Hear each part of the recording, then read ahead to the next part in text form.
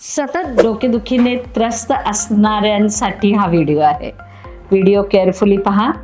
Mobile, उजेड, आवाज काहीही सहन होत नाही, कारण फक्त तणाव नाहीये. फेंगशुई सांगतं चुकीच्या दिशेने झोपणं किंवा इलेक्ट्रॉनिक गॅजेट्समुळे ब्रेन एनर्जी डिस्टर्ब होते आणि डोकेदुखी वाढते. काय करायचं? तर बेडजवळ अमेथिस्ट ठेवा. हा क्रिस्टल एन्झायटी, टेन्शनला दूर ठेवतो. झोपताना पायाजवळ कॉपर बाउल, त्याच्यामध्ये पाणी ठेवा. एनर्जी फ्लो शांत राहतं. बेडजवळ मोबाईल अजिबात ठेवू नका. आणि डोकेदुखीचे कारण घरात असेल तर वेळ आहे घरातल्या एनर्जीवर काम करण्याची. बेस्ट रिझल्ट साठी use black candles from our stores. रोज एक लावायची. येस, करून बघा, फरक नक्की जाणवेल. अपग्रेड होत राहा युजफुल रेमेडीज साठी. ऑफकोर्स लाईक करा, शेअर करा, फॉलो करा.